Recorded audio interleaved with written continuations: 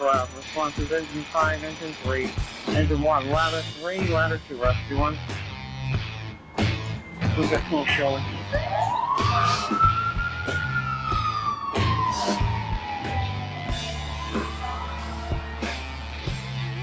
Division 1, you're on location, box 23, reporting smoke show on 727.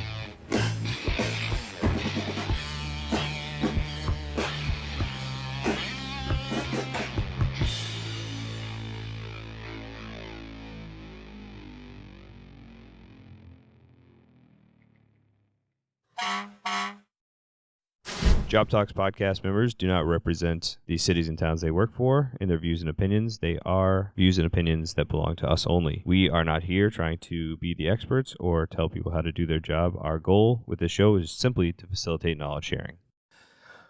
Let's go.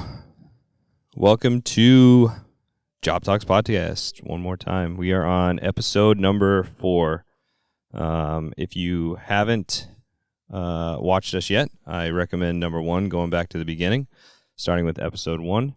If you are tuning in for the first time, this podcast is dedicated to discussing all things relating to the fire service. Our goal is to have a positive influence on firehouse culture and fireground tactics. Before we get into the content of the show, please help us out by following us at JobTlks on Facebook and Instagram. That's JobTlks.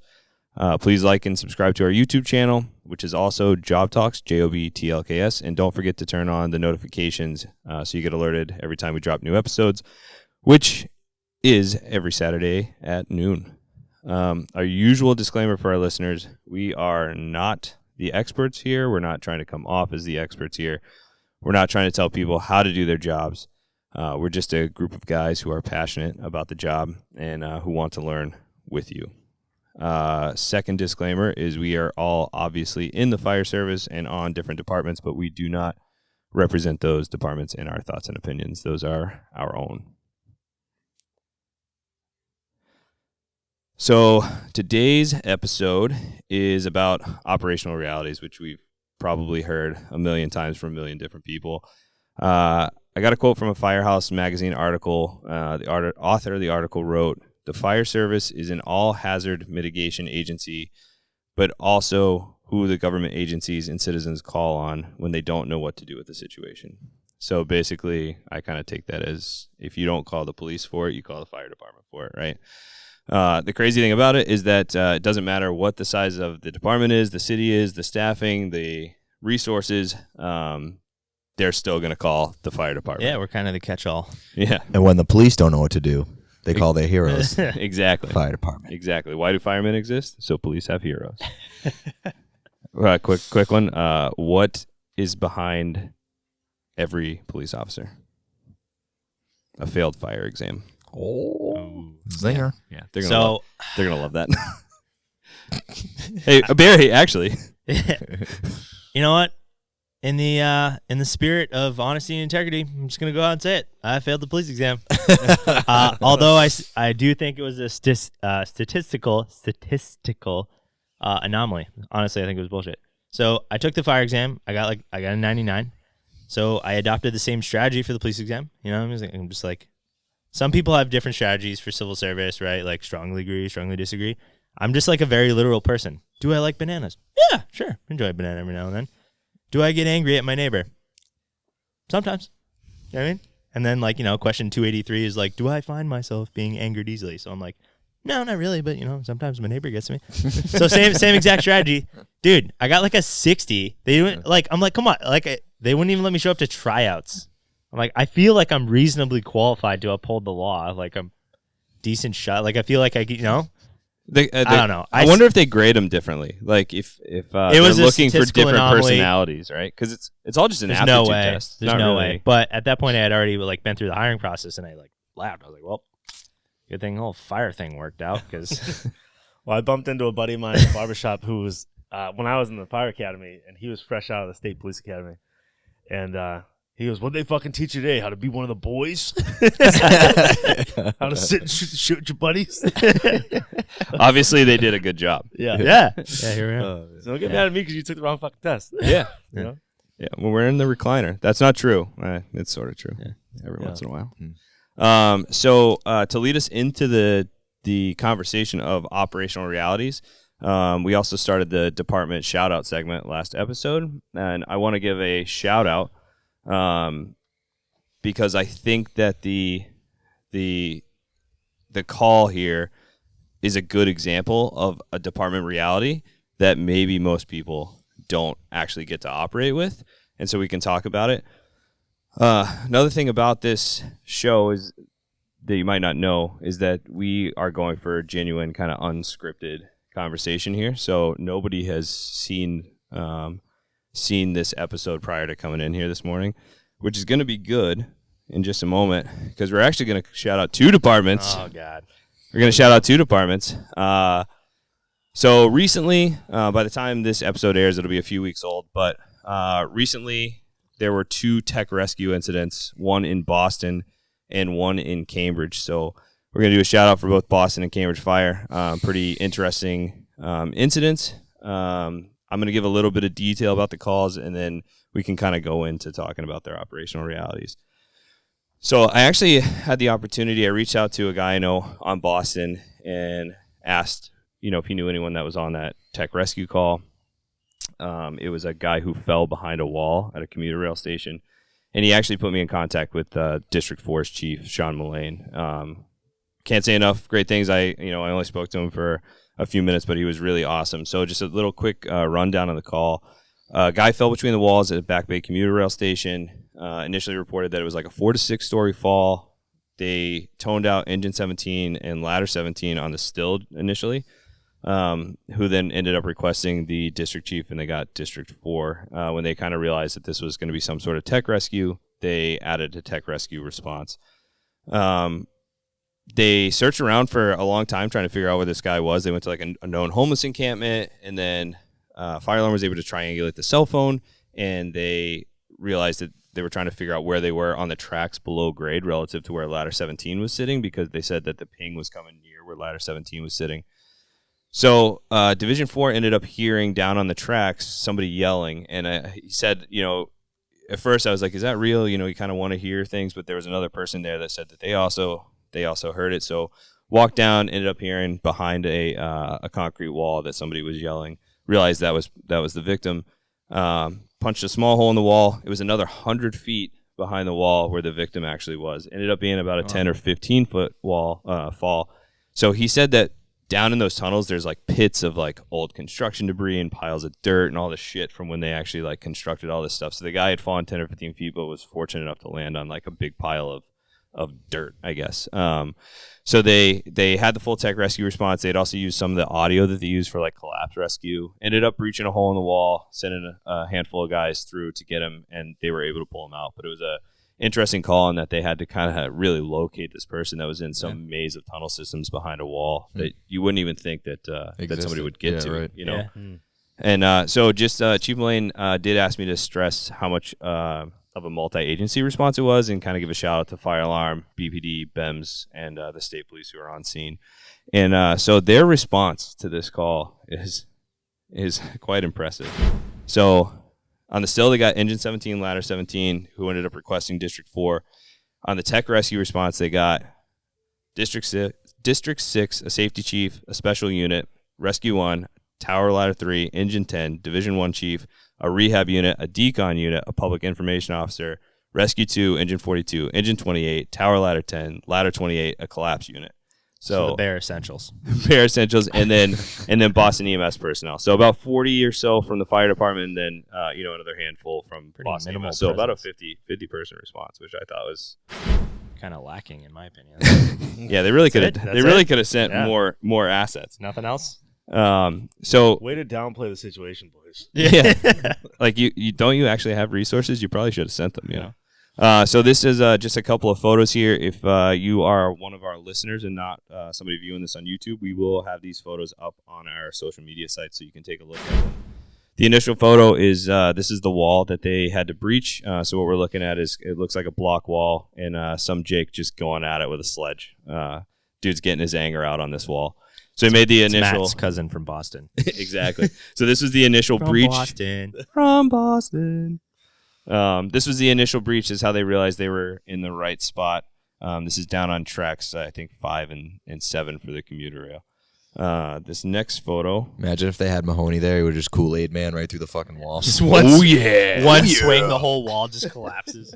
So that was so they initially looked at like going over the wall, but I guess it was about 30 feet high. They couldn't make it. Yeah. And then talking to Chief Mullane, he said that one of his concerns was breaching that wall is the structural integrity of everything Collapsing above it. So Yeah. he said that the rescue guys kind of assured him that the size hole they were making wasn't going to be an issue. So here you can see Boston EMS is there.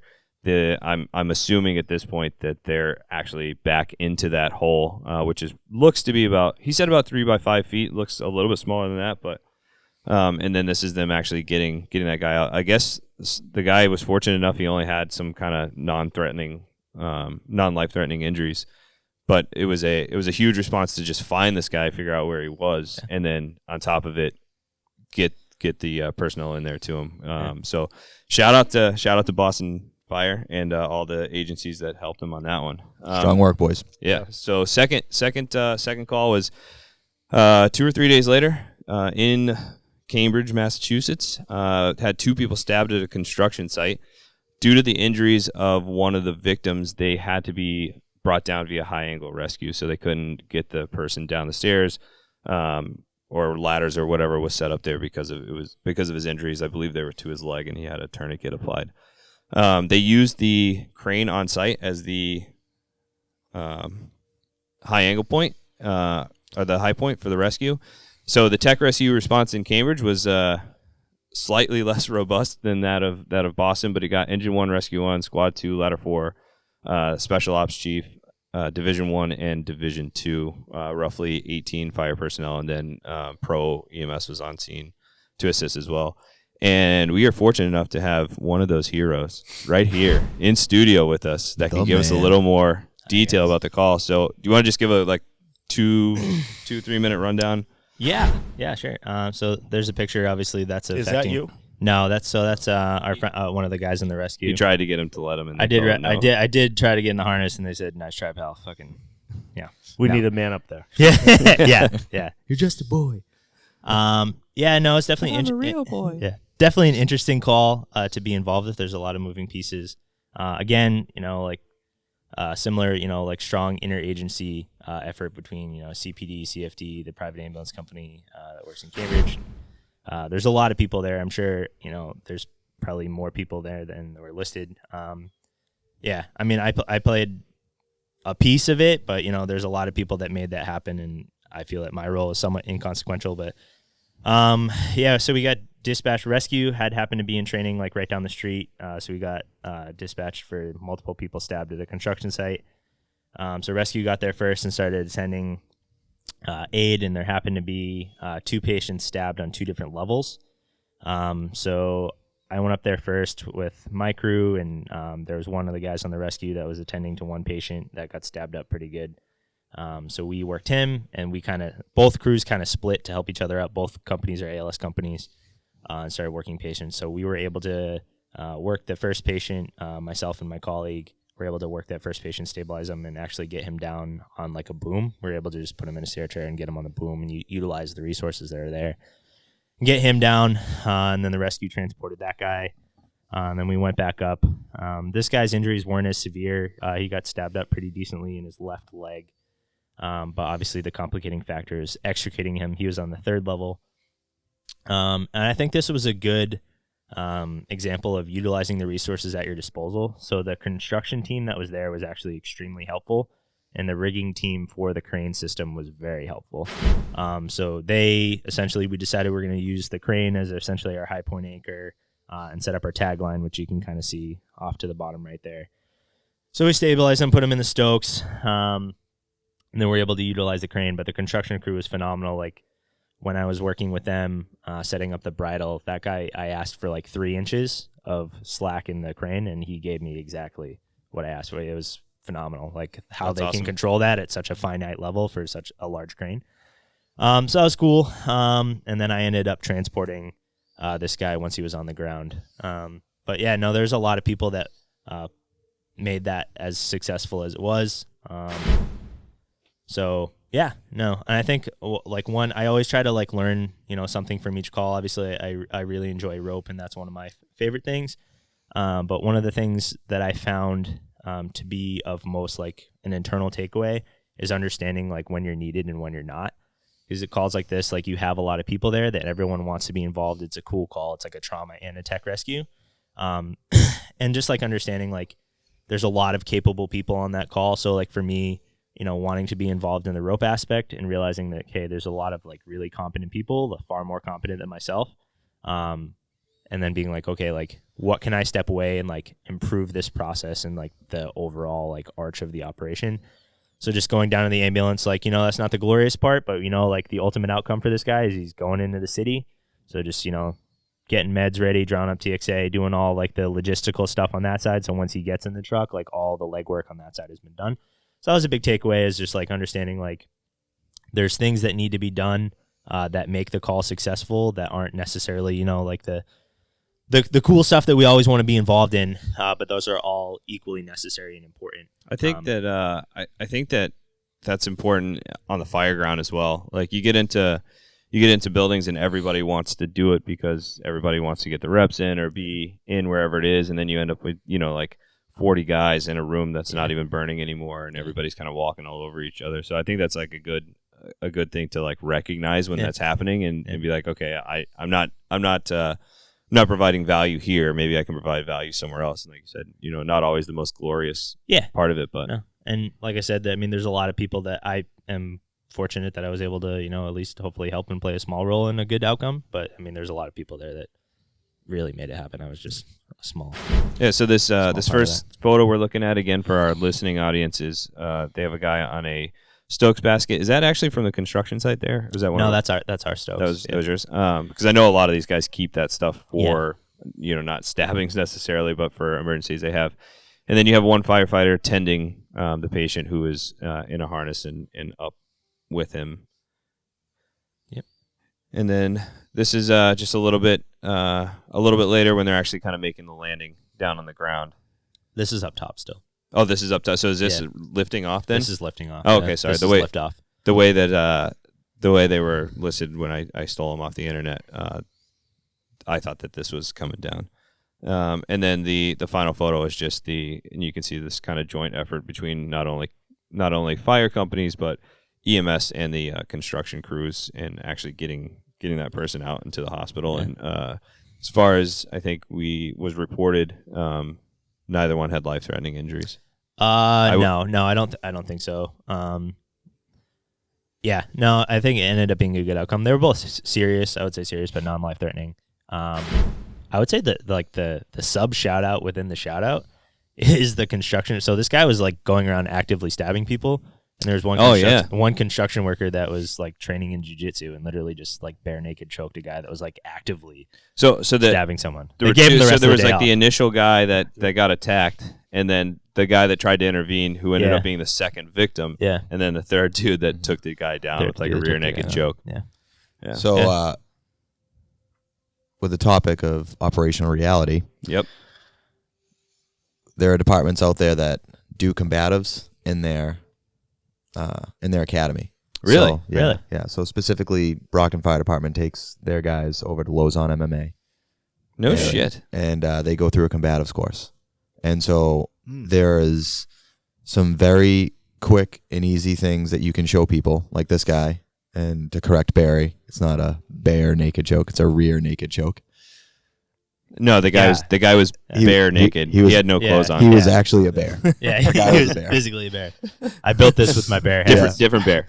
But so I mean, he was able to take the guy down and just how tall was he? Who stabs a guy in the legs? He was on the ladder. He was on a ladder. Yeah, guy's like 8.5 feet tall, but like a 3 foot tall dude. It's just like you buff your legs. Yeah. So I guess I hate your legs. I guess in court. I mean, obviously we won't get into. The guy was apparently pretty unapologetic and told in the courtroom that he's not guilty and the guy owes him 14 grams.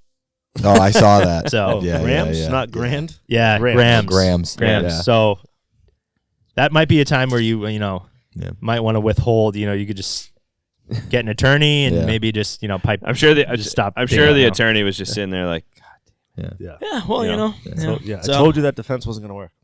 I mean, so it makes sense that you would send guys to a class like that. Like, Yeah.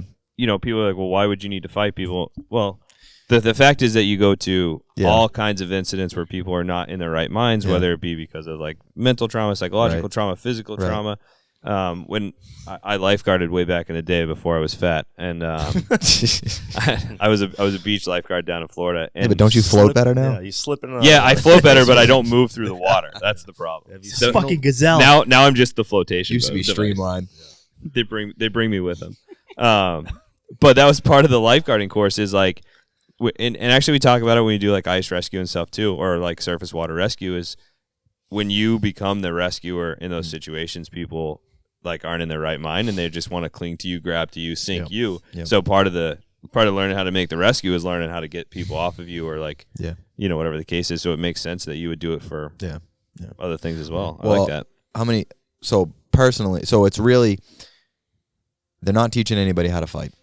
Jiu-jitsu is all about distance control, and then just subduing the person in front of you, and whether that's just tying them up into a pretzel, or actually like if you have to physically hurt someone, that's fine. But most of the time, we can just work positional stuff. And we can get somebody to a point where like I can be, you know, at 170 pounds, I can feel like I weigh 220 pounds on someone who has no training because you just learn how Leveraging. leverage. Yeah. Just, you know, and I'm not like I've been doing You're pretty jiu-jitsu well since I was versed. like 15. Yeah. And I'm not like a high-ranking belt, but I don't think toughness should be measured with a belt system. It sounds bad when you say like we're fighting people too. Like No. we're not fighting anyone. We're defending ourselves. Defending Yeah, ourselves, and exactly. Maintaining distance. Yeah. versus- But I mean, there's plenty of times. Matt just coming in from the back Yeah. with like an oxygen tank. Yeah. I got you. I have rope. From the top rope. I've personally seen Matt defuse several situations. Yeah. Sometimes escalate and also defuse. He's a calming a lot of times with psych we used to work together as partners. Matt is a very calming presence with just like, oh, maybe I'll just not fuck around and find out. Yeah, right. Yeah, exactly. Exactly. They see that barrel Barry was chest and they there know better. On one call, particularly, we may have exchanged some words. me He and said a hurtful gentleman. things, though. Yeah, He just said your knew word the- was he knew no the good. Right things to say. Yeah. And He said Matt's word was no good. yeah, with his accent and delivery. Well, he words was so hurt. spot on. Words hurt. Yeah, Matt we comes may have squared up in the ambulance bay, Yeah. and then realized it's not appropriate. Yeah. And we both Wait, went in the our separate ambulance ways. bay, so this wasn't a patient? No, he was a patient. He was very a patient. very combative patient, and on the way into the hospital, he's like, "Hey, just so you know, your fucking word's no good, Matt." And Matt was like, "Did you just question my integrity?" Yeah. Well, it was the entire ride. Yeah, to the no, I hospital. mean, yeah. And then Did he's he- like, "Let me out of here. I'm gonna fuck you up." I was like, "All right, let's go." And so we opened the back doors. Like, come on, let's go, get out. And then and Barry was on his training days, and we were working with the supervisor at the time, and they both jump out, and me and this guy are ready to throw fists, and then eventually he walked away. Yeah. He did forget his hat. I was nice enough to Give him his try to hand the hat back to him by chucking it up the driveway after he reached out to grab it. I said, "Oh, I'm sorry, I dropped your hat. Don't bust your face trying to pick it up." Oh, man. I remember at the end of this shift too. Probably one of my other favorite memories. That was just that we got crushed on that shift. Yeah. We were driving back after like a actually legitimately really busy 24. Matt's driving, and it's like, I don't know, 5:45 in the morning. We get off at 6, and Matt's like at a stoplight, like, right, and he turns to the supervisor. He's like, "Man, I'm getting real tired," and the guy's like typing. He's like, "Mm-hmm." Nice. Matt's like, It was like hint, like I'm Yeah. falling asleep at red "Oh lights. man, I feel like I'm falling asleep at the wheel," and and this supervisor's dude's like, like, "Yeah, yeah. no, that sounds tough." he goes, "Yeah, I know, I'm tired too." All right, man. All right. That's awesome. I love it. Yeah. We wrap this thing around a tree. Yeah. Don't blame me. Yeah. You know what I mean? You gotta hit the drive camera so you get it Yeah. recorded. Yeah. Well, yeah. I've been featured on the reality drive cam. So fun my fair share. fun fact before we I get think I'm back in the into safety. I'm actually in the operational safety realities. video. Are you? Yeah, for what not to do. That's awesome. It's true, sir. So we, I happen to work for the same company, and we thought it would be funny. So they all have drive cameras in the vehicles, and me and my partner at the time, who's now on Boston Med Flight, thought it would be funny to set off the drive camera with nobody in the truck. And I don't know why that would be funny, but in our heads it was funny. So we went to the back of the truck and we were just jumping on the rear bumper and snapped it right off. Oh no! At like 2 a.m, we're driving around the city of Cambridge to all these like weird mechanic shops and like trying to find somebody that would weld it back together.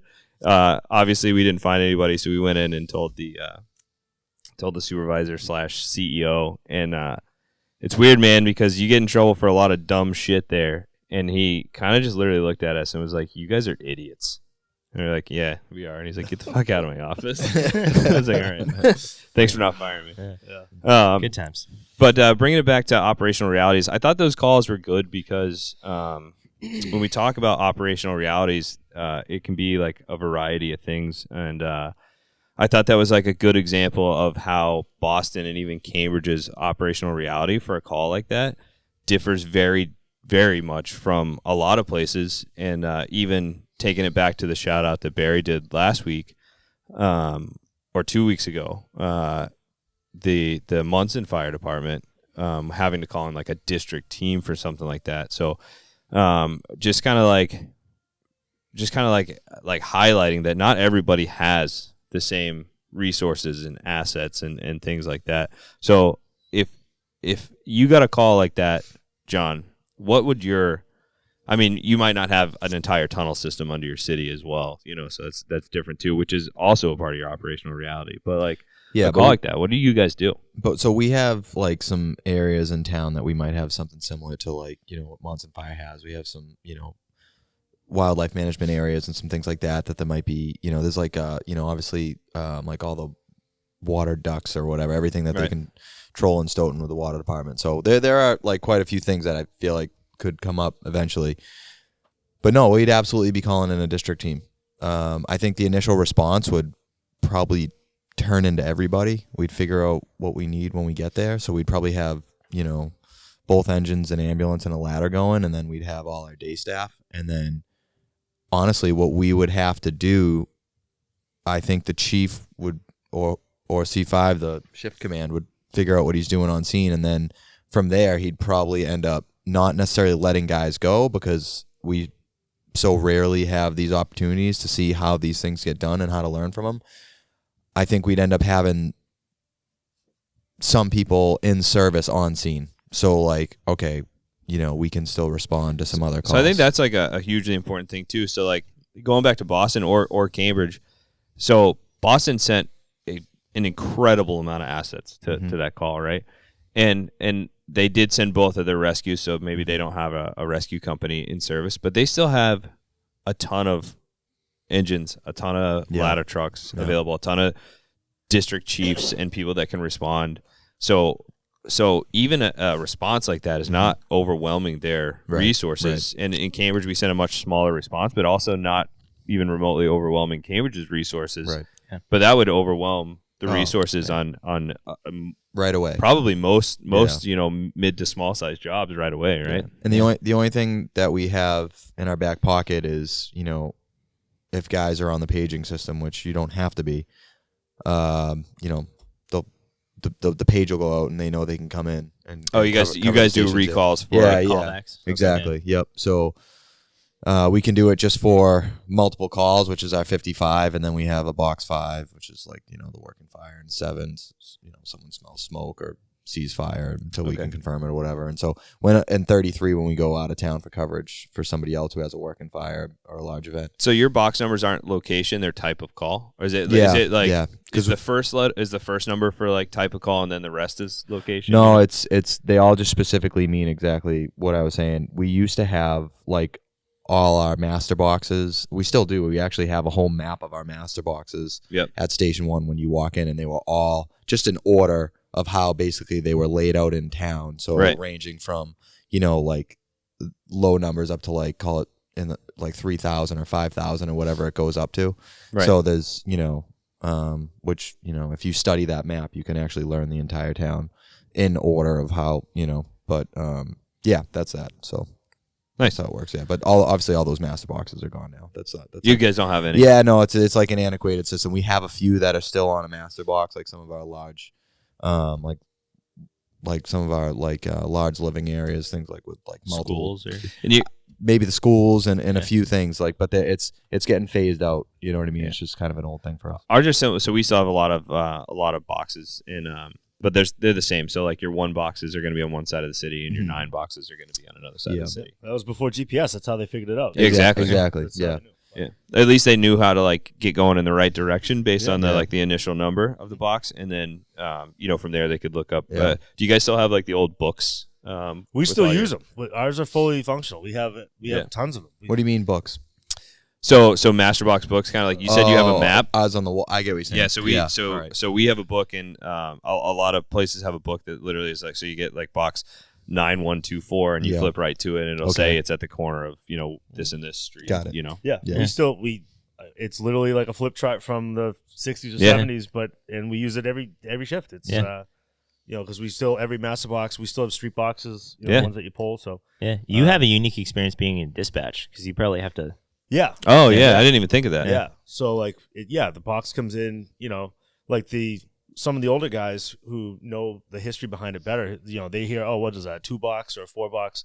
They already know what district it's in. Like, so whereas being the new guy, like I'm not that good, Yeah. but it pops up. We have a digitizer which will tell you the address and the response, but there's also a flip chart that has all street box numbers, and then there's a book that has every master box in it that you can flip through. So Which is good because not all. So you do the dispatching. Maybe you do this, and I don't know if you guys have a policy, but when you listen to some fire alarms, they're really good because they get everything computerized, right? So they're really good about striking a box or whatever the case is, and being like, this is the address. These are the cross streets, which is huge, and not every fire alarm does that.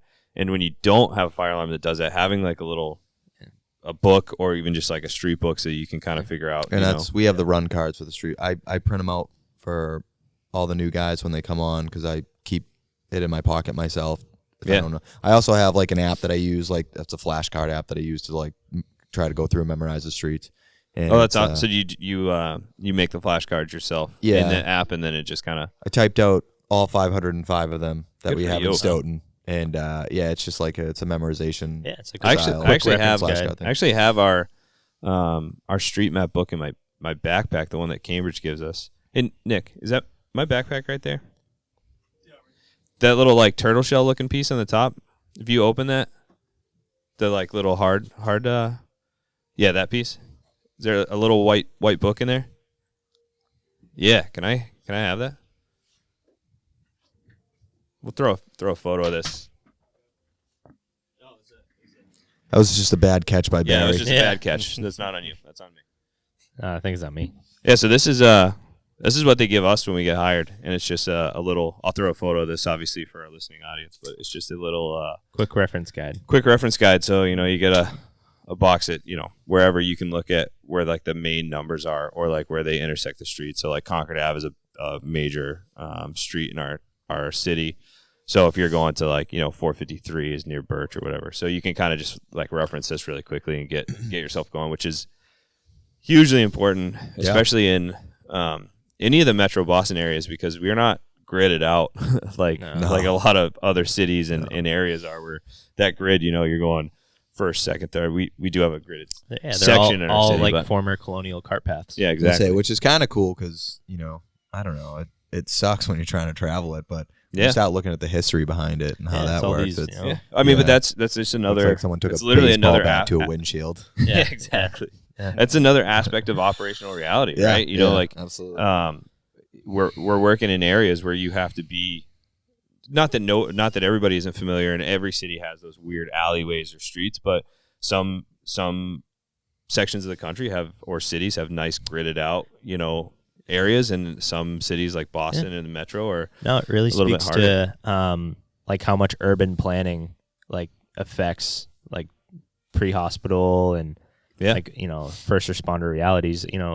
Like in New York City, for example, obviously is very intentionally designed. Like you can have respond to like 124th and 6th, and it's like a grid system, which is like easy to navigate. But any of our communities, like they're colonial era. Yeah. Where Yeah. that type of There's consideration, no rhyme or reason. that urban planning wasn't really at least in the same direction. Right. So it's like very, like, oh, take like 3 schoolgirls to the left and then go through 9 rotaries and bear right. And What's the be your first Duncan's on the left? You know what I mean? Like, so, do you remember the term MIT uses in their race? Do you know what I'm talking about? They have it marked all over the.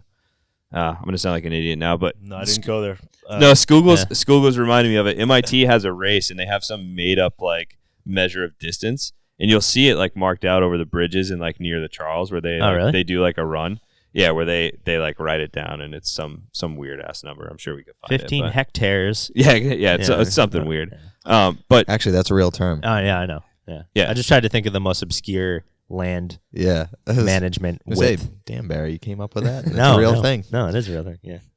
but so the urban planning is big too. Like we're all medics here. We work as ALS, where sometimes we actually transport with the private EMS service. Example is the other day with Barrey. You guys run your own ambulances. So another reality. I've actually run with other EMS services, believe it or not, out of Stoughton. Oh, really? Where they've been at like one of our nursing homes or something, and then they just need extra help.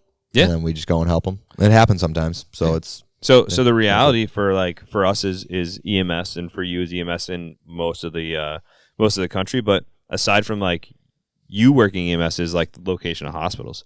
So like our reality of where we're transporting, serious trauma patients, strokes, heart attacks, and stuff like that.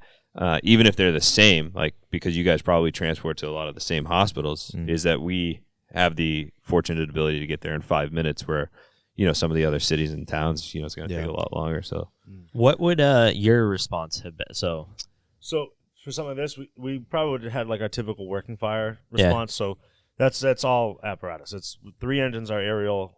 The captain in the car, probably both rescues, both ambulances, and then and I'm sure the chief and the deputy chief probably would have come down too. But at the very least, our typical working fire response, and then we would have had to call in a specialized tech rescue team, like a regional team, assuming to get down there, because we don't really, we have guys who kind of specialize it, like yourself, that took upon themselves to learn, but we don't ourselves have a team ready to like deploy. which means you probably don't have like the equipment. So even if you have the right, knowledge, like we have some stuff. we that also they have just some recently stuff. purchased, but it'd be like, is that guy working today? Like, Right. like, Yeah. is he on shift? Like, it's not across the board. We're all trained in it, so. So, it'd Matt, be- as you lower yourself down on your bailout kit, yeah. do you have the tough book strapped to you for a refusal? yeah. Sir, minor injuries. Yeah. All right, can we just leave you here? Sign Perfect. here. You don't want to It's go to the hospital. It's a really long walk out of here. I just really don't want to carry you. So Alright. if you guys have a serious trauma, like where's your go? Like obviously you're going into the city, right? Like where's your guys go to? MGH. So honestly, it depends. Like I would, if it's me, I'm saying we go to MGH. Leahy Hospital say in Burlington Leahy is for- technically Oh, yeah. a trauma center now. They're level 2, right? I think I they're think level, they're level 1 now. Yeah, Oh, they got level bumped to yeah, level 1. and they did. So you could make the argument, depending on where you are in our city, what your proximity is. There's certain sides of the city where it's certainly easier and faster to get to Leahy. Right. But MGH is just so good. It's like, Yeah. so, but like How do you for the not go highway, there? yeah, for a lot of the highway trauma stuff, which is a lot more common. Yeah. Your access. Most of the time you're already on 93, so You why might as well wouldn't you just shoot in. bomb down? Or you're at the Cloverleaf with with the 2 intersect. It's like, all right, it's easy enough. We're not even 10 minutes away. Right. So We use obviously we use MGH, but kind of for us is we do BI a lot too. Yeah, he's very familiar. Oh yeah, Yeah, obviously you work yeah. the AMO service there. So one interesting point that you just said is that you guys would strike a working fire assignment, and I think that's if we have any non-fire listeners or even departments that don't do this, sometimes they strike working fires for non-fire related incidents, and it's just basically a recall of the manpower that they need. Yeah. An example we had of that was last summer we struck. Division 1 struck the working fire assignment for that hazmat. Again, this a good operational reality kind of lesson from that is, so we had a smoke in a building. It was like a little bit of burning from chemicals, which wasn't immediately like realized that it was chemicals causing it. And within the span of 10 minutes, all of our hazmat tech resources, and 4 of our 5 like specialty units were on their way to the hospital from an unknown chemical exposure.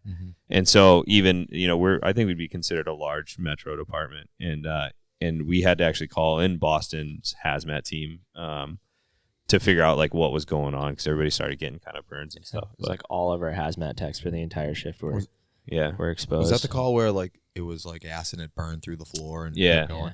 Yeah. I remember that. And it ended up being something not benign. It was just a really, really high concentration in peroxide. Somebody was trying to make their own disinfectant, I guess. But it was, all of a sudden somebody was like, "Oh, my hands are burning," and then it was, within a couple minutes, everybody was like, "Oh shit, we're all burning." Right. It's the disinfectant working. Yeah. So knowing, so knowing like we generally have the capabilities of handling hazmat calls and stuff for us, but we still had to call mutual aid, and like knowing mutual aid, knowing your mutual aid for stuff like that is hugely important. Like, do you have to call a district team? Do you guys? Yeah, we have hazmat techs that work on Stoughton, but they're not. I think that they basically, for the department, still work at like a responder level. They're, you know what I mean? We don't. As soon as it's recognized, we're not going to investigate. I'm pretty sure we're calling in tech teams. I mean, I'm sorry, hazmat teams, because we just don't. We don't. I mean, I shouldn't say we don't have any of the gear. We probably have some of the gear, but I mean, it's really for like emergency, like rescue, viable. Yeah, it's not for. It's not to go handle the entire scene. So no, we're absolutely 100% calling in a local hazmat team, or a regional. I should say. One thing I'll say about the 2 incidents we're just talking about, one that I thought was interesting that we wouldn't be able to do is like pinging that call in Boston, like to find that guy. Like, we don't have that in our dispatch. So, oh, really? Oh, no. Like, we have. Really? I thought that was like a standard. Could you call the Stadies or something and have them ping it? We'd have to call. Now, the police department in Woburn has a dispatch center, and I would hope they might be able to do something like that. Yeah. But I'm not sure if they do or can, if they have that. I just assumed that was like a standard feature because everybody uses cell phones now. Maybe they can, but I know where I'm sitting, it's not happening. So, interesting. Our dispatch center is from it's a hand-me-down from Winchester from 1984. Well, so if you guys get a computer screen and it looks like an old. I remember visiting you there. It's like the.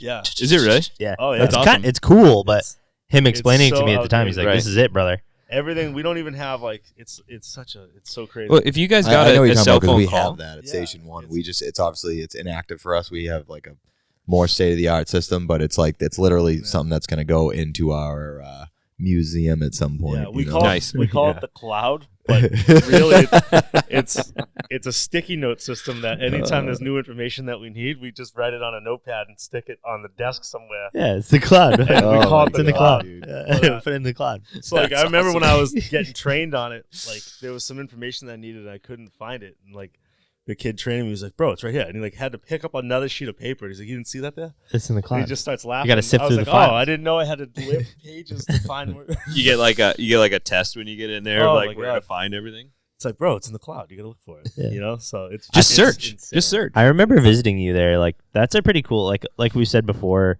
I think some of the benefits of the smaller departments is you get some of this experience that you might not otherwise have. I think that's a pretty cool experience. I remember you saying it's stressful because you're trying to especially get a box, but it kind of gives you a good overview of the overarching operations of your department and the the ins and outs. Sure. It was pretty cool. It forces you to learn your city, Yeah. your town in a way that without using a lot of tech. Honestly, it's kind of keeping it a little old school. It kind of forces you to learn how they used to do it. But Yeah, because we have GPS in all of our apparatus that you can use. But I feel like if you take the time, and I'm not saying this because I do this because I'm actually terrible. Probably my kryptonite is directions. But if you take and flip through that book and get there and learn your main roads and whatever versus putting it in the GPS, I feel like you'll learn it. It actually commits to memory versus just following the screen. Well, that's what's good about our run cards is that it's not just the street. I don't know. It's the running route, right? So, Right. I mean, if you give me at least 2 streets, I mean, if I don't know it connected to 2 streets, that's pretty bad. We have enough like main thoroughfares that it's similar. That you're like, okay, I know that I'm going this way, and then okay, that's a cross street. All right, I can generally get myself in the area and then maybe look it up. Or whatever. But Matt, when you guys get a cell phone call, those are coming from state police, right? Or do you guys get them directly? It normally, it can sometimes go through 3 dispatch centers in its entirety. So, like a cell phone call, I'm almost certain all cell phone calls go to the directly to state police, no matter what. If there's some cities or towns that have the technology now to where it will go to that. Yeah, I know that they were center. trying to. I know they were not trying everybody to do that. has that. We certainly don't. Not yet. I don't know if we ever will. But so for the most part, cell phones go straight, right to the state police. They say, "Where are you calling from?" Hang on, let me transfer you to them, and then it goes to our police dispatch, which is in a whole other building on the other side of town, and they just say, what's the emergency? And as soon as it's something fire EMS related, they just immediately transfer the call to us. So I remember, I had one guy on the phone one time. He's like, he lost his mind. He's like, you gotta be fucking kidding me. He's like, you're the 3rd person I've talked to. He goes, this is ridiculous. I was like, I didn't create the system, man. I don't know what to tell you. Right. We're gonna have men on Mars, and Matt's gonna be looking through his pages. The cloud, man. Hold on, I gotta access the cloud. There's tech rescue phone numbers in here somewhere. Well, that's the thing, though. The actual cloud will crash, and I'll be like, oh, sorry. Sticky note. Yeah, you got know what? Yeah, that's actually. We got an old school dude who still calls Eversource Edison. So No shit. So he's on scene. He's like, contact Edison. We got a drop involved. And Wow, that's and awesome. then the kid in dispatch is like, Edison, who the fuck am I calling? Like Thomas? Yeah. Thomas? I don't think he's alive anymore. Yeah. I think that brings up a really good point, though. Like operational realities and the distinctions between departments. Like, a lot of people clump like Metro Boston together, and I would say that everyone here is in the Metro Boston ring.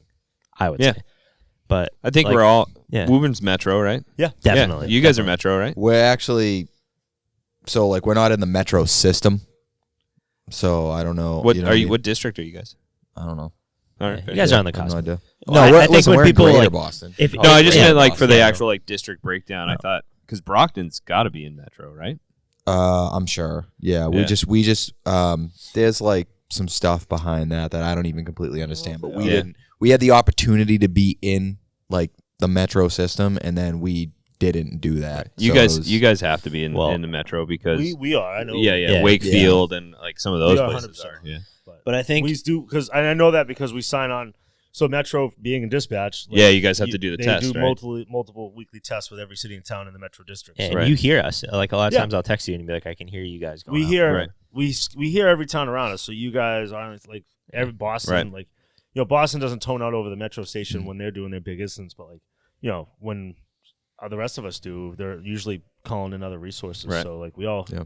it's we know Cambridge has something going on, and then we look at our run card and we get deflated because we're on the fucking 8th alarm. So Right. that's, but I used to be on engine 3, so don't. I feel your pain with run cards. On 0 alarms. 0 alarms. But If you're not first, you're last. Engine 3. if you're not in Metro Boston, you should be. Your name is John Morrison. You have the thickest Boston accent here. And the when best mustache.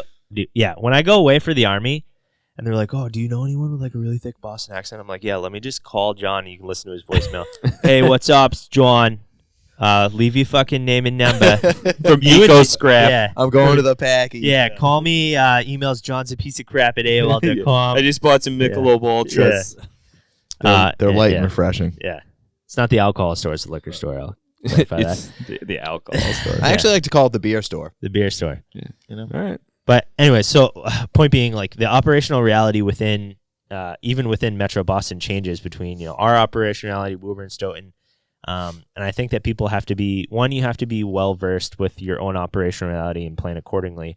But I think it's important to recognize and at least be cognizant of the operational realities of the towns around you. So if you hear an incident going out, like you're saying, you hear incidents going out, you can say, okay, Winchester's got a fire. And even if you're not on that run card, you at least understand this is the likely response of this neighboring community, and this is where we fall in that mix. So you guys can start to prepare. Absolutely.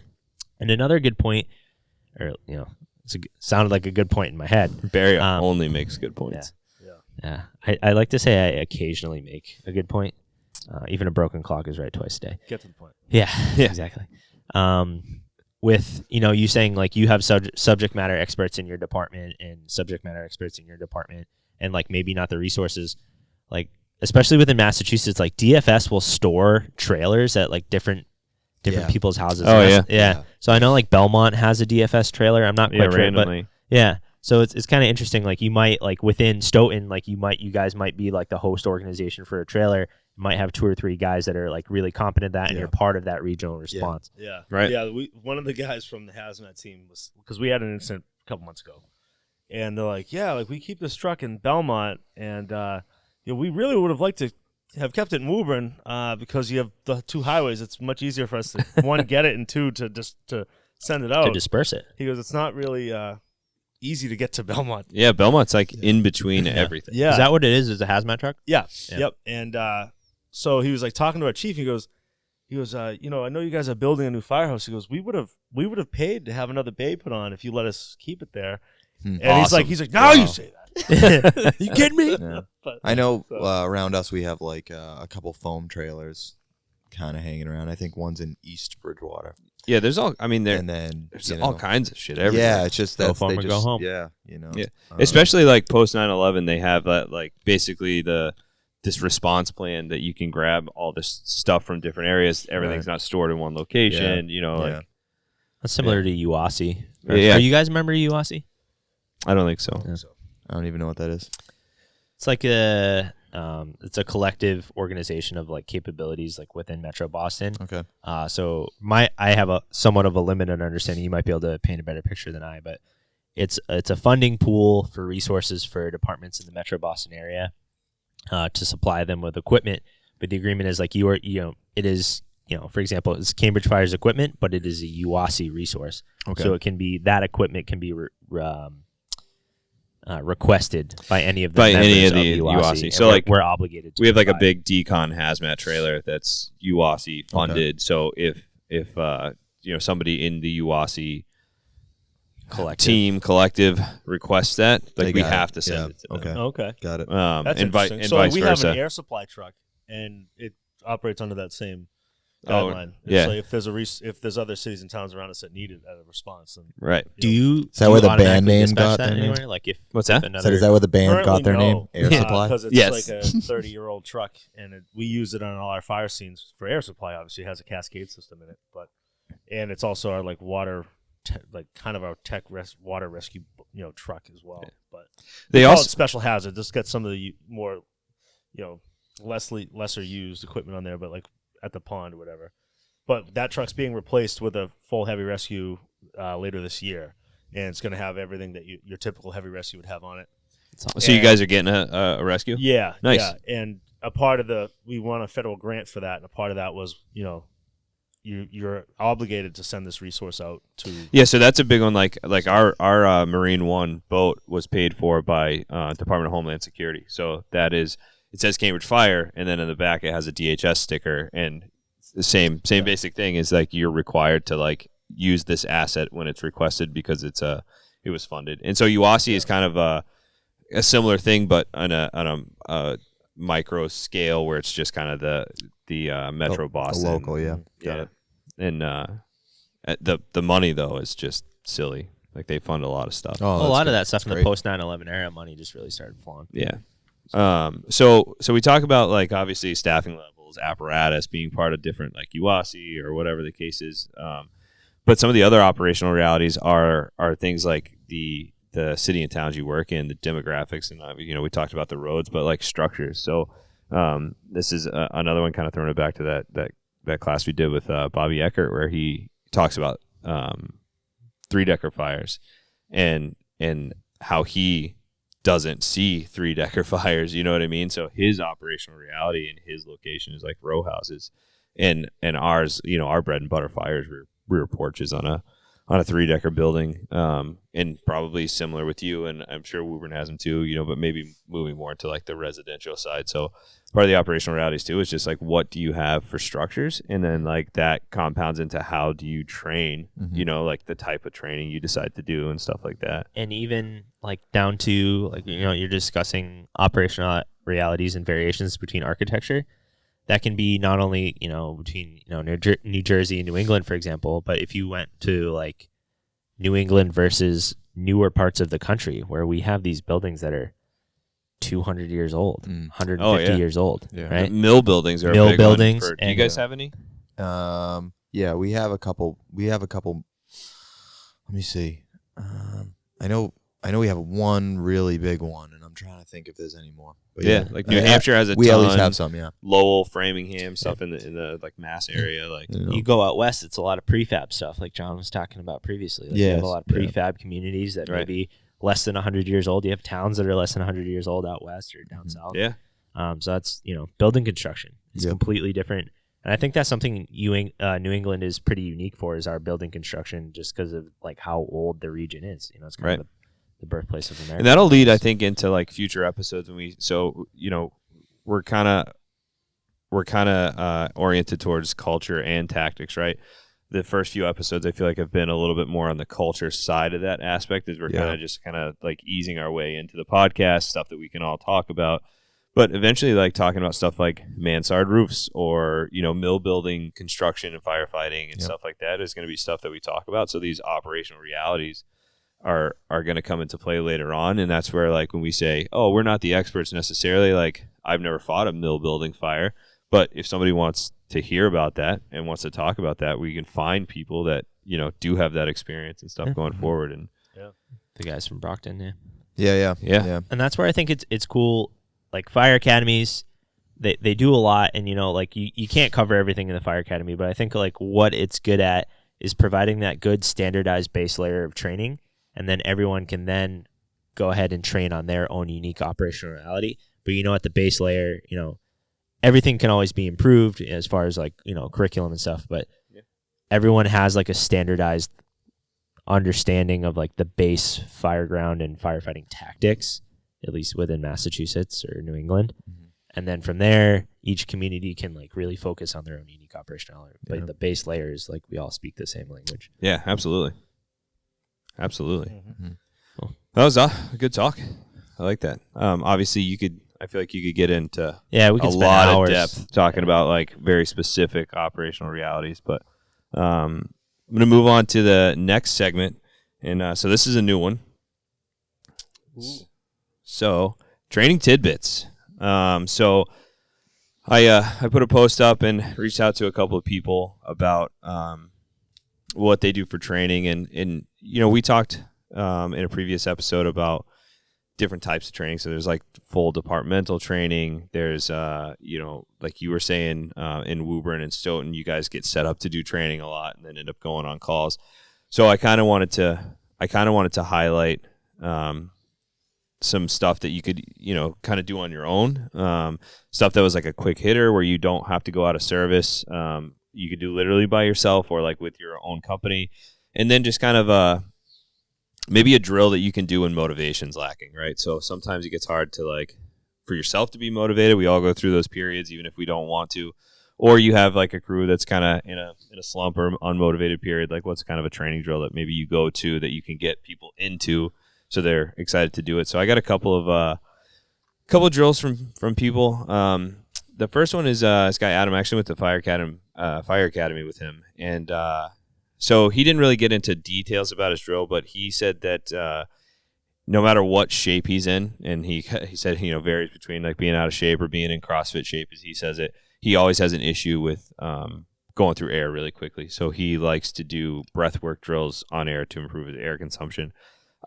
I really liked that response, even though it's not necessarily like a specific drill that he did. I like the fact that he self-critiqued and said, like, this is where I have an issue, and I'm going to just do these drills. So whether that's like literally going on air, walking around the station, or going on air and like running, getting out of breath, doing a workout on air, whatever it is, I like the idea that somebody takes the time to say, like, this is where I'm deficient, and like this is how I can improve myself, because at the end of the day, leadership isn't always there, and you kind of have to be your own motivator and kind of take responsibility for yourself at the end of the day, So I like that one. Barry, you actually gave this next one out, so you want to talk about it? Yeah, so it's a quick hitter drill that I thought was pretty useful. So all you need is you just put your gear on. You can go on air, or you can use a blast mask, whatever which is essentially replicates being on air. All you need is essentially like a 14-foot roof ladder or 24 or whatever you have, and you just put it on its vertical. And you can either just use the ladder as itself, or you can, make it interesting. You can weave hose line through it, in a large snaking S, and you have, you can put a blackout mask. You can make it as intricate or as quick hitter as you want. And you just practice going through the rungs of a ladder which is approximately the same width of studs. So you practice, taking your SCBA off, just like you do in the academy, feeding your SCBA through and kind of swimming through the rungs of a ladder. And you'd be surprised, we have some pretty big guys that can fit through there. And it's not like manpower or logistically intensive. All you need is the ladder that's on your, engine or ladder company, what have you.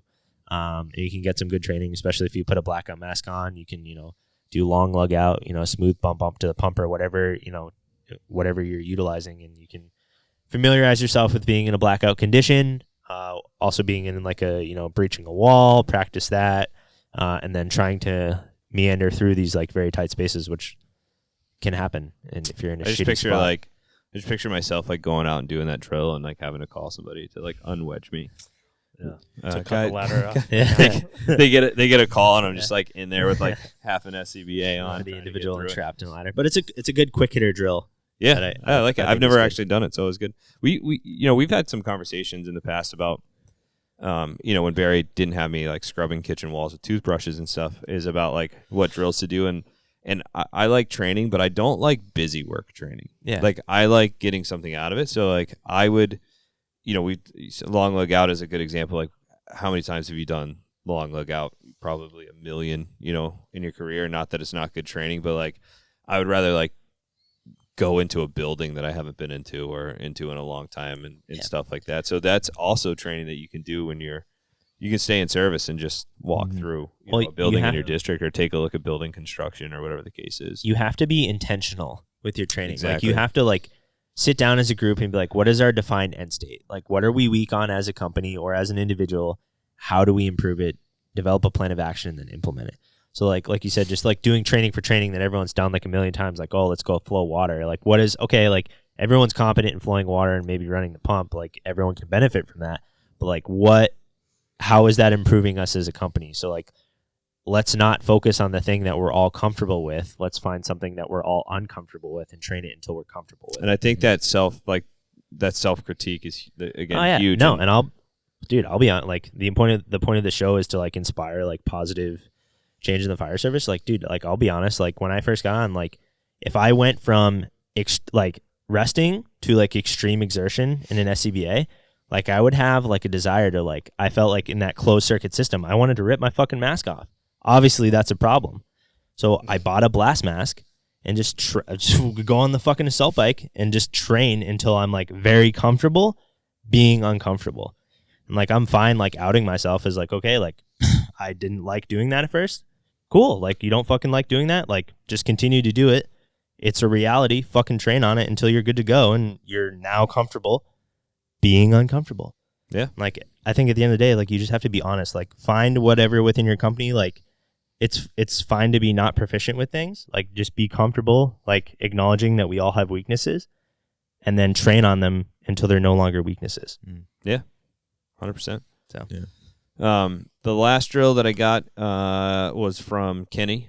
He's a lieutenant, and he said when motivation is lacking, he likes to do downed firefighter CPR training, and I think that's a good one because how do you say, hey, we're gonna teach each other how to literally potentially save our lives if we go down in a fire, which is how most firefighters die, is they go down from some cardiac event, right? Yep. And how do we get through all the gear, the SCBA, when you come out with a RIT team and stuff like that? So I think that's a good one because, again, somebody wants to train that. Not only are you training to help them, but they're training to help you. So I think it's a good one. And he said, if you have 5 guys, that means you get 5 reps in. And if you have 7 guys, it means you get 7 reps in. And I kind of like that. Yeah. You guys have any quick go-to? I got one. This one's just, it's easy, and it just depends on what your loadout is for, your 1 3/4. We have some newer trucks that have our hose lines kind of in cabinets, more or less. So we're not taking the old school cross lays up off the top unless we're we in have a some Barrey trucks that bus. have some odd. And a lot of guys don't like them, because they're kind of a pain in the ass to pack back up, and it's like everyone has to sit there and like rack their brains and refigure out how to repack them when it's all said and done. But so what I do, and I was taught this by a very good friend of mine. He was like, "Hey, what are you doing? You want to train?" I said, "Yeah, let's go." I was working overtime. I was working with him, and so we grabbed 100 feet of 1 3/4, got down on the ground. We just went back and forth and made a lay in front of us, so it was like 8 feet wide, and then we had a 100-foot section. On the other side, we obviously put a nozzle on it. We neatly picked it up and put it on our shoulder as if we pulled it off the truck. And so what we have is over my right shoulder is now I have the nozzle, right? And I'm taking the nozzle with my left hand, and somewhere in front of me, there should be a whatchamacallit? Coupling. A coupling. Dude, that word escapes me all the time. Happens. Should be a coupling, right? So basically what he's like, all right, there's your house right there. Okay, so I'll take it. I'll walk towards it. And he's like, at 50 feet, dump the load on the ground. Hold on to the coupling, hold on to the nozzle. Hold on to the coupling, hold on to the nozzle, and then I keep walking. And then before you know it, your entire line's flaked out, and you're at the front door. So you have 50 feet already flaked out in front of you. Well, that's good too for sizing up the distance. Absolutely. So like, you learn quick what 50 feet is. Yeah, if you're like a department that pulls cross sleeves off, or that's like your preferred, is you quickly learn what that is. Yeah, I like that one. That's a really easy one that you can do with anybody. It helps obviously if you have like a pre-built box made like at work, so you can kind of like really make it kind of real where you're going and you're pulling it, and taking it, and put it on your shoulder. But if you don't, you can just sit there. You just get on your hands and knees and you stack the thing up, going back and forth, left to right, until you have it the way you want it. Put it on your shoulder, rip it, and go. Yeah, I like that. I think like you were saying, like instead of just like busy work type of training, so we don't have. I think one of the guys I work with has a mask he likes to wear to train for air. And I actually enjoy doing that. We just have like a little row machine that we can wheel out into the bay and practice that type of stuff. But there's a couple guys on my group that, like on the ladder particularly, that's like they always want to just get types of reps in. So they'll do something simple like, hey, we're just gonna pull the truck out front, throw it to the roof, and we're gonna do some roof ladder work. And or we'll throw a ground ladder up, and then you guys will bring a roof ladder up, bring some tools up, and then we'll just talk about it. And so like we do that. A fairly good amount. Not always that one scenario, but like all right, we'll do that today, and then maybe tomorrow, like next week, we'll take the boat out. We'll do some boat training, which we just did the other day, and then like our engine 2 guys want to try to get some pallets next week and do like a live scenario out. We have this massive vacant parking lot at the old cinema. That's like oh, that's awesome. So he's like, let's see if they're okay with it, and maybe we can light a couple pallets on fire and do kind of like a live drill. And he's like, obviously with the rescue guys and, maybe with the ladder company involved, and just kind of have like a live scenario. So, nice. Guys are good about coming up with different ideas to try. Yeah, I think that's train huge. on That's a great different idea. scenarios. I had a guy, I was working in overtime, and they didn't tell me. The 2 dudes, you had the lieutenant and the driver, and they just go, live time at fucking, we're doing training right now. Pretend that we just got responded. He's like, throw your shit on live time. Let's go. And he goes, you have until we get to this next fucking street to be ready. And then they pretty much made me jump out live time, wrap a hydrant, charge it. That's awesome. And flow wire. And they're just like, and like one dude's like timing me. And, so he's like, all right, good. He's like, I do like that like idea of like not actually knowing it's coming. yeah, that's because he that's cool. totally caught me off guard. I was like, what? Yeah. That's cool. He goes, let's fucking go. He's like, no. He's like, get Yeah. the fuck up. I was like, all right. So it's it's they keep it interesting. We do some try to mix it up a little bit. Yeah. That's awesome. That's good to interface with different companies too, because like you can get good within your own company. Yeah. And then you get thrown in the mix with like, ladders, like, hey, like we need you to do this. And you're like, oh, I don't even know where that is on your truck. Right. So we're fortunate, like most of our houses have like an engine and a ladder company, but I always enjoy working with a ladder company because I don't really have that like that much exposure. And just like learning where the stuff is in their truck and like, like the basics of ladder company operations, but getting interface with other companies, like what is your guys go to, I think is really cool. And it kind of broadens your horizon. Absolutely. If you guys have any training tidbits or tips, send us a message, email us, hit us up on social media. Love to hear some and make this like a segment going forward where, every once in a while we can just kind of throw that stuff out. Yep. Also want to add tactical tidbits. So if you guys have like, little tricks and tips while you're working at different events or incidents that help you get through and do stuff easily. So we'd love to hear those too. So reach out to us. Last but not least, you fellas ready for the question of the day? Let's go. All right. Question of the day. What constitutes a sandwich? What defines a sandwich? I think at a minimum 2 pieces of bread with contents in between. That's interesting. That's But interesting. I guess you could also like, is the baguette like or is that a sub? You know what I mean? Like you could have. So It's called a sub sandwich, Barry. yeah. So if you got a sandwich from Subway, is No. that a sandwich? That's a sub. But some people call them like meatball sandwiches. Yeah, it's sub I don't. It's a but sub that's sandwich, that's a is sub. what it's called. It's a sandwich on a sub, right? I think that if you put something in any form of bread, it just turns into like a missile to get it into your mouth. All right. So if a sub sandwich is a sandwich, is a hot dog a sandwich? I don't agree. So I'm just going to go on record. Yeah. I'm just going to go on record and I'm going to say that I don't. a hot dog I sandwich. disagree that a sub is a sandwich. To me, like, You don't put deli meats on a fucking hot dog roll. yeah. So is it deli meat that defines a sandwich? There's What only about one- No, there's no. only what about one peanut butter other- and jelly? There's only No, one that's a other sandwich. acceptable So I think you have to. item that goes on a hot dog roll, and that's lobster meat in a fucking lobster roll, and that's it. Okay, but so If is your you're eating definition anything then, else off of a hot dog roll? is your fucking definition then that it has to be deli meat between bread? Is No. that your definition of a sandwich? Then? No, that's deli not meat what he's between saying. bread? No, I agree with Barry. There's many layers here. A sandwich, typically, 2 pieces of bread, some deli Vertical. meat, maybe a tomato, some lettuce. What about peanut butter and jelly? You know, you can That's make it a a little sandwich. fancy. That's a No, sandwich. Okay. no, he's saying it. But I think you have to look 3 at the pieces of bread. Now you got yourself a club. yeah. You know what I mean? You Club have to sandwich. A club sandwich. You have to look at the root word. You're sandwiching something between All right. 2 pieces of bread. Two questions. The contents are irrelevant. Like you could make like a banana peanut butter sandwich. Two- You could make a BLT sandwich. Two questions here. Is an open face sandwich a sandwich? Yes. Okay. So what is open face? That's Yeah. like, Like a a- sub. Open face, they serve You a just one take piece 2 of bread. pieces. No, it's 2 pieces of bread, right? I Isn't don't it? know. I don't do know. you I thought they open just face take 2 sandwiches? pieces of bread, they put a whole bunch of shit on top of it, and you just eat it, and it's usually messy. So Yeah, that's why it's you open basically face. just don't smush them together. Yeah. But you have the ability to close it if you wanted to. If you're Okay. a psychopath. So hang on, hear me out. Hear me out. I know where So I know where it's coming. in either of these scenarios, if between 2 pieces of bread smushed is a sandwich and an open face sandwich is a sandwich, is then a calzone and a pizza a sandwich? No, because a yeah, calzone if you is like fold it over itself. no, Pizza. because a calzone is not only folded over itself; it's pinched.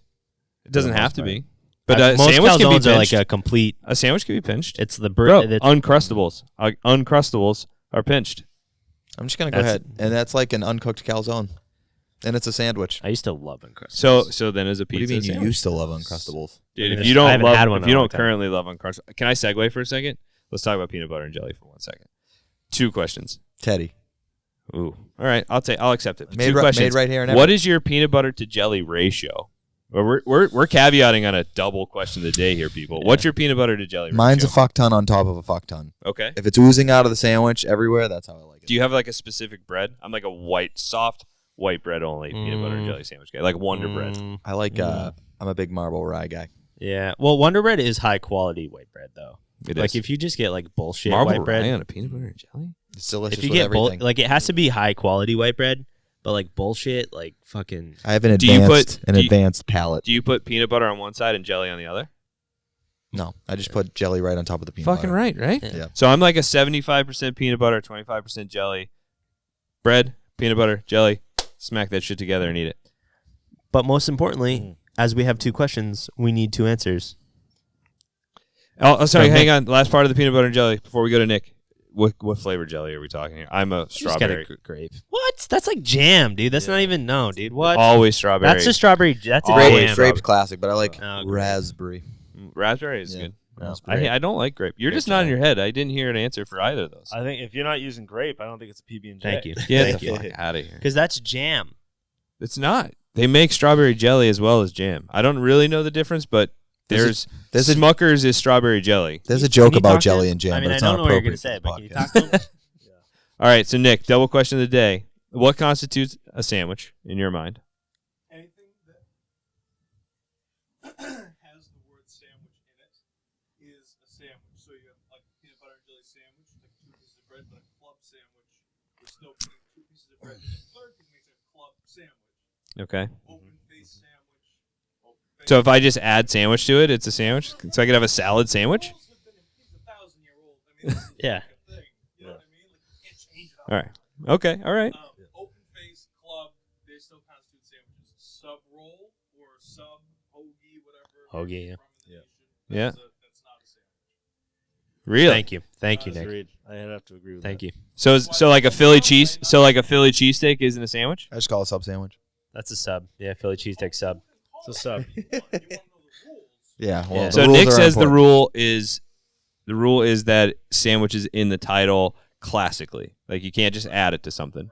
All right, I'll give you that. I think there's definitely a strong distinction between a sandwich and a sub. When you say sandwich for a sub, you're picturing two totally different things. Yeah. Right.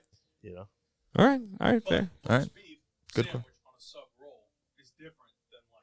No, what? Get out of here. That then is a sub. No, What's a but sub? they use basically like a burger roll. You know, almost Yeah. So is a burger a sandwich? That's another point. Like if you use burger buns, like in the summer, like those hoagie rolls, is that a sandwich? Is a cheeseburger a hamburger. sandwich? No, because I think it's still a sandwich because it's same principles apply. Matt, correct me if I'm wrong. You're still sandwiching contents between two pieces of bread. No. Sandwich in the title classically. Sandwich. Okay. Yeah, no, I can agree with that as well. All right. So what about your peanut butter and jelly? Ratio. Okay. John is so disgusted he had to leave. This is so I'm a grape jelly guy, Oh God. Yeah. Thank you. but traditionally my mom has always bought strawberry. Your mom is a cheese. great person, an angel, And in that's how fact. she made them when I was growing up. But if it was up to me, I buy grape jelly. when I make peanut butter and jelly. Do you prefer toasted? Like, would you like it if the option was like a toasted PB&J or Oh, what? Get the fuck out of here! Runny Really? peanut butter? no? You've never had like a toasted, like just like the outer layer. You've never had toasted PB&J? Barry, we're canceling you. It was going so well. Here, let's not ruin a good thing. Yeah. Yeah, All right. no. So what's your ratio? Reinvent the What's your ratio? Peanut butter to jelly and your bread type. So definitely peanut butter on one. I'm a fucked up. I'm a messed up fucking fat guy. So peanut butter on one side, jelly on the other. I don't spread the jelly. Hear me out.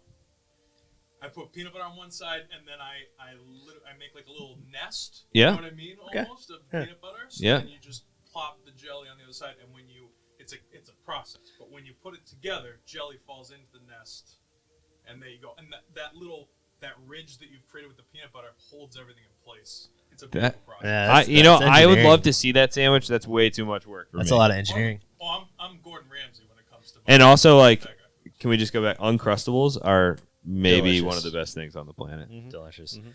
All right. So again, we want to know your answers. What constitutes a sandwich? And also, how do you make a peanut butter and jelly sandwich? That was a spur of the moment kind of thing. We have had heated debates in my house about how we make peanut butter and jelly sandwiches. So I would love to hear your take on those things. Well, apparently you've been arguing the wrong shit. We're all Yeah, what do you guys fight over, like finances? And Yeah. What do you have? Real stuff? Air fried steak. Lamb. Pierce me. Lamb. You text How dare you? Yeah. All right, so that does it for this week's episode. Thank you for tuning in. Keep an eye out on our social media for photos related to the stuff we're talking about, or videos, or just content that we're posting. We love getting your feedback on our posts and questions. Really appreciate all the support that we've had so far. Big thank you to all our listeners. Big thank you. And our followers. Huge shout out to Big Dick Nick, our producer, and WillCo Media. Check them out on Instagram and YouTube as well. You can find this podcast on YouTube and all the major streaming apps, Spotify, Apple Podcasts, etc. So our first episode or two were only on Spotify because it takes some time to build those channels. The best thing that you can do for us is listen. Give us some likes, rate us, and most importantly, share this. Help us grow the audience so we can improve our craft. Please, if you're watching this on YouTube, subscribe to the channel. That really helps with YouTube's algorithms and getting our videos shown. The more people we can be seen to. I said that one weird. The more people that see our content, the more connections that we can make, and the better we'll be in the long term trying to find these people that are experts in their fields that we can get on here in kind of sharing this and growing our craft. last but not least, we want the podcast to be user-driven. We want to talk about the things that you are interested in, things that you might want advice on. So reach out to us again on social media. You can hit us up on our website, www.JobTlks.com. We have a form under the Share Ideas tab where you can write us anything. Share your knowledge, ask us a question, or tell us we suck. Whatever it is that you wanna tell us or talk to us about, just reach out to us, and we will see you guys next time on episode 5. Who are we directing hate mail at this week? Oh, well, who got it last week? Barry. It was Barry. I think I get a lot of hate mail. Matt got hate mail. Barry just gets hate mail in general. You know what? I'll take the hit. All right. And I'm going to keep the same offer. I'm going to keep the same offer on the table. Whoever you direct hate mail at, if you can script a well-written, beautiful piece of hate mail, we will read it and respond to it on this show. Yeah. We will read it and respond to it on this show. So give us your best. Really tear us down personally. Yeah. And we will see you guys on episode 5. God, I hope we get something good. I'm gonna write it. Perfect. All right, guys. All right. Thank you. Bye.